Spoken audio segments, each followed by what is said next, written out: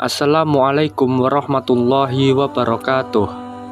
Wahai sahabat seiman rahimakumullah, Nabi Khidir alaihi salam adalah nabi yang ditunda kematiannya oleh Allah Subhanahu wa taala karena beliau telah meminum air kehidupan atau ainul hayat. Saat itu ketika Raja Zulkarnain berniat untuk melakukan perjalanan mengelilingi bumi, dan Allah Subhanahu wa taala menyuruh salah satu malaikatnya yang bernama Rafail untuk ikut serta dalam perjalanan panjang tersebut. Karena ditemani oleh sosok malaikat, Raja Zulkarnain banyak mengajukan pertanyaan seputar dunia dan akhirat beserta isinya. Dan salah satu pertanyaannya adalah tentang bagaimana ibadahnya para malaikat di langit. Wahai malaikat Rafail, ceritakanlah kepadaku tentang bagaimana ibadahnya para malaikat yang ada di langit, tanya Raja Zulkarnain. Malaikat Rafail pun menjawab, para malaikat yang ada di langit ibadahnya ada yang berdiri tidak mengangkat kepala selama-lamanya, ada juga yang bersujud tidak mengangkat kepala selama-lamanya, dan ada pula yang rukuk tidak mengangkat kepalanya selama-lamanya. Alangkah senang hati ini jika seandainya aku bisa hidup bertahun-tahun lamanya untuk beribadah kepada Allah Subhanahu wa taala, kata Zulkarnain kepada malaikat Rafail pada waktu itu. Malaikat Rafail pun berkata, wahai raja, sesungguhnya Allah Subhanahu wa taala telah menciptakan sumber mata air di bumi. Namanya ainul hayat atau bisa disebut dengan air kehidupan. Dan barang siapa yang meminum air kehidupan itu seteguk saja, maka ia tidak akan mati sampai hari kiamat. Atau jika ia memohon kepada Allah Subhanahu wa taala untuk dimatikan. Raja Zulkarnain bertanya kepada malaikat Rafail, apakah engkau mengetahui di mana tempat mata air kehidupan itu, wahai malaikat Rafail? Malaikat Rafail pun menjawab, sesungguhnya mata air kehidupan itu berada di bumi yang gelap. Setelah Raja Zulkarnain mendengar apa yang dikatakan oleh malaikat Rafail tentang mata air kehidupan itu, maka Raja Zulkarnain segera mengumpulkan para alim ulama yang ada pada saat itu. Sebelumnya Raja Zulkarnain bertanya kepada mereka tentang di mana letak mata air kehidupan itu, akan tetapi mereka tidak mengetahuinya. Wahai para alim ulama, tahukah kalian tentang di mana letak mata air kehidupan itu? Tanya raja. Kami tidak mengetahuinya, wahai baginda raja. Hanya Allah Subhanahu wa taala yang maha mengetahui, jawab salah satu ulama. Namun ada salah satu ulama yang sedikit mengetahui tentang di mana letak mata air kehidupan itu, meski letaknya tidak sedetail mungkin.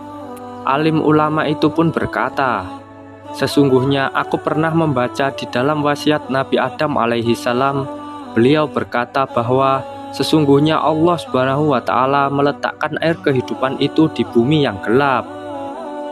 Di manakah bumi yang gelap itu? Tanya Raja Zulkarnain. Yaitu di tempat terbitnya matahari, jawab alim ulama itu. Kemudian Raja Zulkarnain menyuruh para pengawalnya untuk menyiapkan segala keperluan untuk mencari dan mendatangi tempat mata air kehidupan itu. Kuda apa yang sangat tajam penglihatannya di waktu gelap? Tanya Raja Zulkarnain. Kuda betina yang masih perawan, jawab salah satu sahabatnya.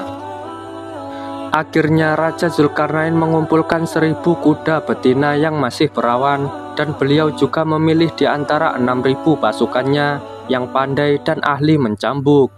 Dan di antara para tentara itu ada Nabi Khidir alaihi salam. Bahkan pada waktu itu beliau menjabat sebagai Perdana Menteri. Setelah dirasa semua cukup dan siap, maka berangkatlah Raja Zulkarnain dan Nabi Khidir alaihi salam yang berjalan di depan pasukannya. Singkat cerita, setelah sekian lama mencari, akhirnya mereka pun mengetahui tempat terbitnya matahari. Mereka pun berjalan menuju arah terbitnya matahari tersebut. Perjalanan ke tempat mata air itu memakan waktu 12 tahun lamanya untuk sampai di bumi yang gelap itu. Gelapnya bukanlah seperti di waktu malam hari, melainkan gelap karena ada pancaran seperti asap. Raja Zulkarnain sudah tak sabar lagi hendak masuk ke tempat gelap itu, namun salah satu cendekiawan mencegahnya. Dan para tentara pun berkata kepada Raja Zulkarnain, "Wahai Baginda Raja, sesungguhnya raja-raja yang terdahulu tidak ada yang masuk ke tempat gelap ini, karena tempat yang gelap ini sangat berbahaya." Raja pun menyanggah perkataan itu. "Wahai prajurit, kita harus masuk dan tidak boleh tidak." Karena Raja Zulkarnain bersikeras untuk memasukinya, maka tak ada satupun orang yang berani melarangnya. "Diamlah dan tunggulah kalian di sini selama 12 tahun. Jika aku bisa datang kepada kalian dalam masa itu, maka kedatanganku terhadap kalian termasuk baik. Dan jika aku tidak datang dalam waktu 12 tahun, maka pulanglah kalian dan kembali ke negeri kalian," ujar Raja Zulkarnain. Setelah itu Raja Zulkarnain mendekat dan bertanya kepada malaikat Rofail, "Apabila kita melewati tempat gelap ini, apakah kita dapat melihat kawan-kawan kita?" "Tidak bisa, kita tidak bisa melihatnya," jawab malaikat Rofail. "Akan tetapi aku akan memberimu sebuah merjan atau mutiara.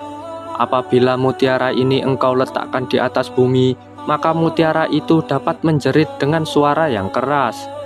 Dengan demikian kawan-kawan kalian yang tersesat jalan dapat kembali kepada kalian," jelas malaikat Rofail. Akhirnya Raja Zulkarnain masuk ke tempat yang gelap itu selama 18 hari lamanya, dan tidak pernah melihat matahari dan bulan, tidak pernah melihat siang dan malam, tidak pernah melihat burung dan binatang liar. Sedangkan Raja berjalan didampingi oleh Nabi Khidir alaihi salam. Pada saat mereka berjalan, Allah Subhanahu wa Ta'ala memberi wahyu kepada Nabi Khidir alaihi salam bahwa sesungguhnya air kehidupan itu berada di sebelah kanan jurang, dan air kehidupan ini aku khususkan untukmu. Setelah Nabi Khidir alaihi salam menerima wahyu itu, beliau berkata kepada para sahabatnya, "Berhentilah kalian di tempat masing-masing, dan janganlah kalian meninggalkan tempat kalian sebelum aku datang kepada kalian."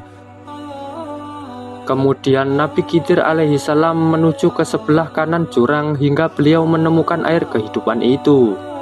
Beliau pun turun dari kudanya, melepas pakaiannya, dan turun ke kolam air kehidupan tersebut. Beliau pun mandi dan meminum air sumber kehidupan tersebut, dan beliau merasakan bahwa air kehidupan ini lebih manis daripada madu. Sesudah mandi dan meminum air tersebut, beliau keluar dari tempat itu kemudian menemui Raja Zulkarnain. Raja Zulkarnain tidak mengetahui apa yang telah terjadi atas diri Nabi Khidir alaihi salam, dan begitulah kisahnya. Kisah Nabi Khidir alaihi salam mencari air kehidupan ini diriwayatkan oleh As-Salabi dari Sayyidina Ali radhiyallahu anhu. Dan itulah kisah Nabi Khidir alaihi salam yang mendapatkan Ainul Hayat atau air kehidupan.